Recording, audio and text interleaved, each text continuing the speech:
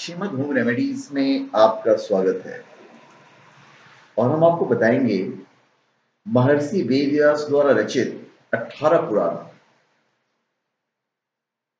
पुराणों का बहुत महत्व है। पुराण शब्द का अर्थ है प्राचीन कथा, और साथ में आपको यह भी बताऊंगा कि कैसे क्या हुआ। हर पुराण का एक ब्रीफ हिस्ट्री बताऊंगा। पुराण विश्व साहित्य के प्राचीनतम ग्रंथ हैं। उनमें लिखित ज्ञान और नैतिकता आज भी प्रासंगिक है, अमूल्य और मानव सभ्यता की आधारशिला है। वेदों की भाषा और जो शैली है वो कठिन है। पुराण उसी ज्ञान के सहज तथा रोचक संस्करण है। उनमें जटिल तथ्यों को कथाओं के माध्यम से समझाया गया है। पुराणों के जो विषय है वो नैतिकता, विचार, भूगोल, खगोल, राजनीति, संस्कृति, सामाजिक परंपराएं, विज्ञान तथा अन्य विषय हैं। महर्षि वेदव्यास ने 18 पुराणों का संस्कृत भाषा में संकलन किया है। ब्रह्मा, विष्णु तथा महेश उन पुराणों के मुख्य देव हैं। त्रिमूर्ति के प्रत्येक भगवान स्वरूप को 6 पुराण समर्पित किए गए हैं। तो आइए हम जानते हैं उन 18 पुराणों के बारे में। पहला है ब्रह्म पुराण। ब्रह्म पुराण सबसे प्राचीन है। इस पुराण में 246 अध्याय हैं तथा 14,000 श्लोक हैं। इस ग्रंथ में ब्रह्मा की महानता के अतिरिक्त सृष्टि की उत्पत्ति, गंगा अवतरण तथा रामायण तथा कृष्णावतार की कथाओं भी संकलित हैं। इस ग्रंथ से सृष्टि की उत्पत्ति से लेकर सिंधु घाटी सभ्यता तक कुछ ना कुछ जानकारी प्राप्त की जा सकती है। फिर है पद्म पुराण। पद्म पुराण में 55,000 श्लोक हैं और यह ग्रंथ 5 खंडों में विभाजित है, जिनमें सृष्टि खंड, स्वर्ग खंड, उत्तरखंड, भूमिखंड तथा पाताल खंड है। इस ग्रंथ में पृथ्वी, आकाश तथा नक्षत्रों की उत्पत्ति के बारे में उल्लेख किया गया है।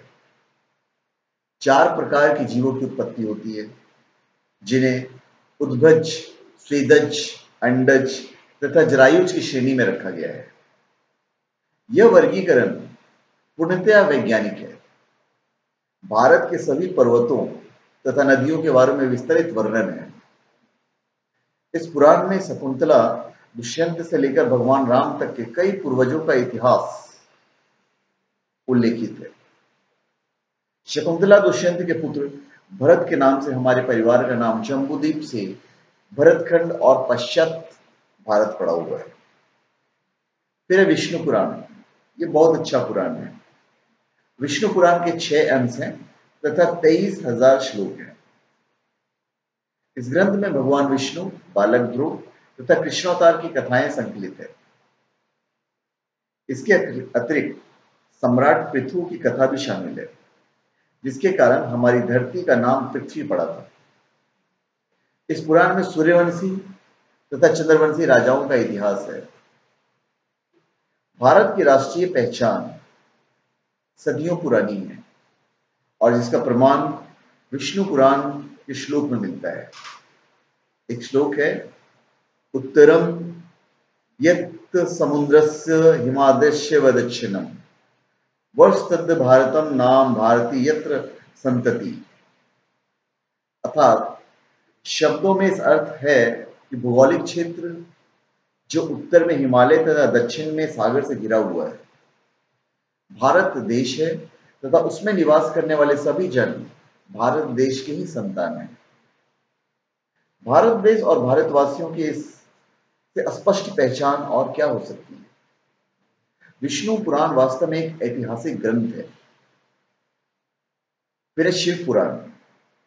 शिव पुराण में 24,000 श्लोक हैं और यह 7 संहिताओं में विभाजित है।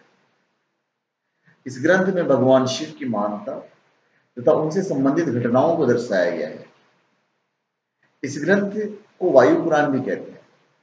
इसमें कैलाश पर्वत, शिवलिंग और रुद्राक्ष का वर्णन और महत्व है। सप्ताह के दिनों के नामों की रचना प्रजापतियों तथा काम पर विजय पाने के संबंध में वर्णन किया गया है। सप्ताह के दिनों के नाम हमारे सौर मंडल के ग्रहों पर आधारित है।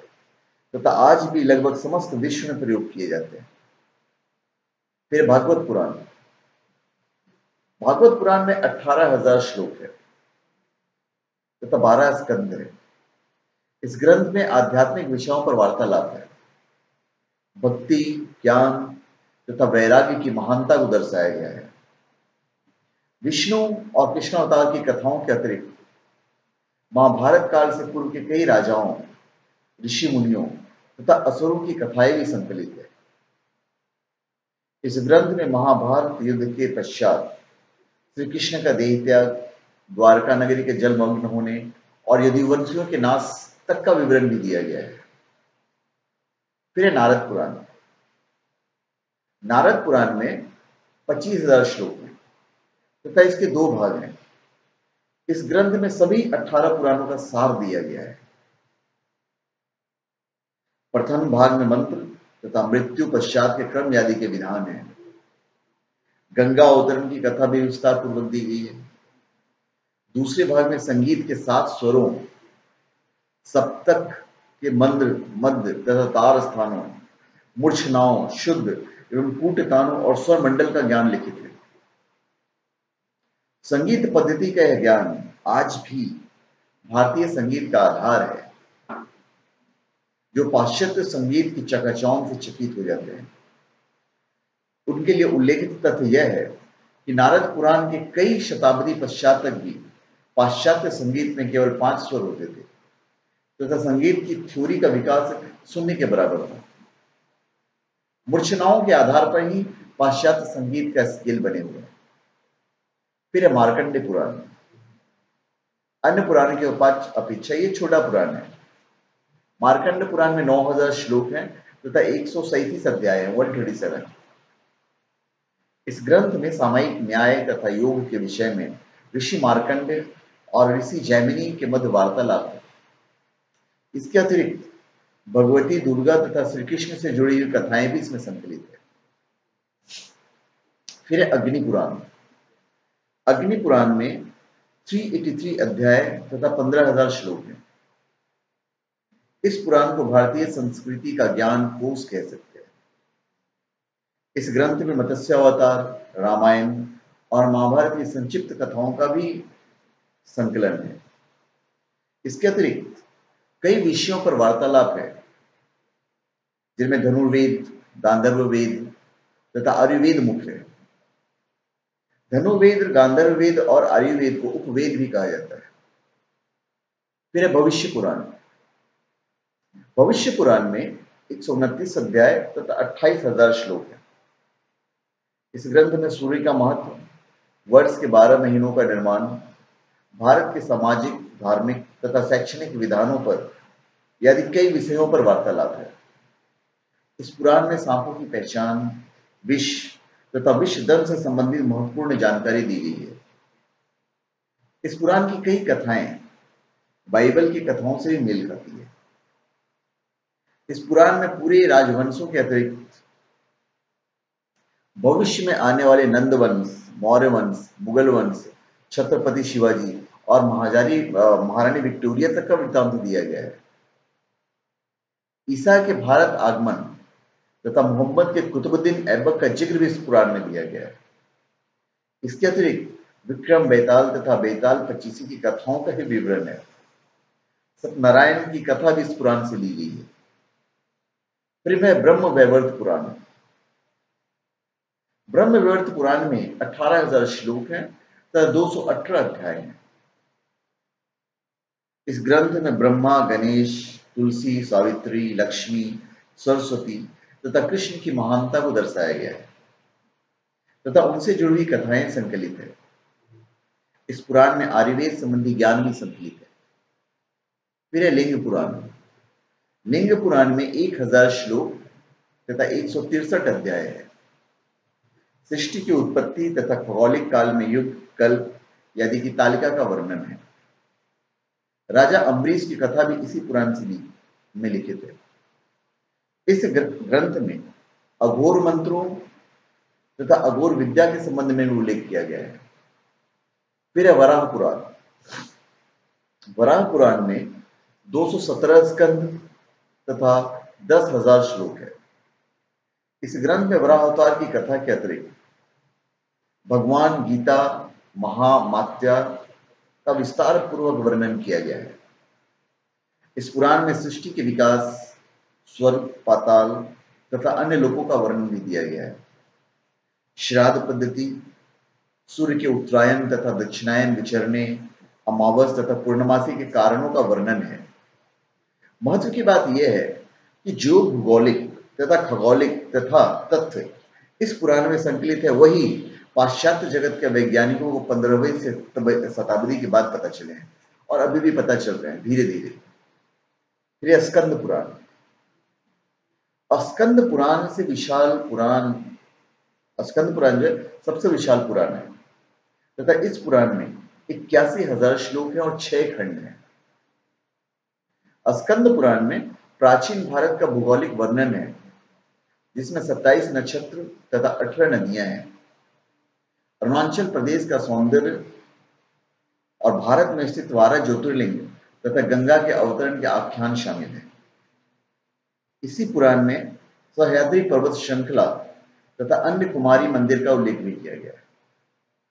इसी पुराण में सोमवेद, तारा तथा उनके पुत्र बुध ग्रह की उत्पत्ति की अलंकारमयी कथा भी है। फिर है वामन पुराण। वामन पुराण में 95 अध्याय तथा 10,000 श्लोक है तथा 2 खंड है। इस पुराण का केवल प्रथम खंड ही उपलब्ध है। इस पुराण में वामन अवतार की कथा विस्तार कही गई है, जो भरूच कच्छ जो गुजरात है वो गुजरात में हुआ था। इसके अतिरिक्त इस ग्रंथ में भी सृष्टि, जम्बूद्वीप तथा अन्य 7 द्वीपों का उत्पत्ति, पृथ्वी की भौगोलिक स्थिति, महत्वशाली पर्वतों, नदियों तथा भारत के खंडों का जिक्र है। फिर है कुर्मा पुराण। कुर्मा पुराण में 18,000 श्लोक तथा 4 खंड हैं। इस पुराण में चारों वेदों का सार संक्षिप्त रूप में दिया गया है। कुर्मा पुराण में कुर्मा अवतार से संबंधित सागर मंथन की कथा विस्तार पूर्वक बताई गई है। इसमें से ब्रह्मा, शिव, विष्णु, पृथ्वी की उत्पत्ति, गंगा की उत्पत्ति, चारों युगों, मानव जीवन के 4 आश्रम धर्मों तथा चंद्रवंशी राजाओं का ही वर्णन है। फिर है मत्स्य पुराण। मत्स्य पुराण में 290 अध्याय तथा 14,000 श्लोक हैं। इस ग्रंथ में मत्स्य अवतार की कथा का विस्तार पूर्वक उल्लेख किया गया है। सृष्टि की उत्पत्ति हमारे सौर मंडल के सभी ग्रहों, चारों युगों तथा चंद्रवंशी राजाओं का इतिहास वर्णित है। कच्छ, देवयानी, शर्मिष्ठा तथा राजा ययाति की रोचक कथाओं का भी इस पुराण में वर्णन है। फिर है गरुड़ पुराण। बहुत ही अच्छी पुराण है ये, आप लोगों को भी पढ़ना चाहिए। गरुड़ पुराण में 279 अध्याय तथा 18,000 श्लोक है। इस ग्रंथ में मृत्यु पश्चात की घटनाओं, प्रेतलोक, यमलोक, नरक तथा 84 लाख योनियों के नरक स्वरूप जीवन आदि के बारे में विस्तार से बताया गया है। इस पुराण में कई सूर्यवंशी तथा चंद्रवंशी राजाओं का वर्णन है। साधारण लोग इस ग्रंथ को पढ़ने से हिचकिचाते हैं, क्योंकि इस ग्रंथ को किसी परिचित की मृत्यु के पश्चात ही पढ़वाया जाता है। वास्तव में इस पुराण में मृत्यु पश्चात पुनः जन्म होने पर गर्भ में स्थित भ्रूण की वैज्ञानिक अवस्था सांकेतिक रूप से बखान की गई है, जिसे वैतरणी नदी आदि की संज्ञा दी गई है। समस्त यूरोप में उस समय तक भ्रूण के विकास के बारे में कोई वैज्ञानिक जानकारी नहीं थी। आखिरी पुराण है ब्रह्मांड पुराण। ब्रह्मांड पुराण में 12,000 श्लोक तथा पूर्व, मध्य और उत्तर 3 भाग हैं। मान्यता है कि अध्यात्म रामायण पहले ब्रह्मांड पुराण का ही एक अंश था, जो अभी एक पृथक ग्रंथ है। इस पुराण में ब्रह्मांड में स्थित ग्रहों के बारे में वर्णन किया गया है। कई सूर्यवंशी तथा चंद्रवंशी राजाओं का इतिहास भी संकलित है। सृष्टि की उत्पत्ति के समय से लेकर अभी तक 7 मनवंतर बीत चुके हैं, जिनका विस्तारित वर्णन इस ग्रंथ में किया गया है। परशुराम की कथा भी इसी पुराण में दी गई है। इस ग्रंथ को विश्व का प्रथम खगोल शास्त्र कहते हैं। भारत के ऋषि इस पुराण के ज्ञान को इंडोनेशिया भी लेकर गए थे, जिसका प्रमाण इंडोनेशिया की भाषा में मिलते हैं। तो धन्यवाद, मैंने आपको सब पुराणों के बारे में बताया। तो धन्यवाद, आप हमारे चैनल को सब्सक्राइब करें और अपने कमेंट कीजिए। धन्यवाद।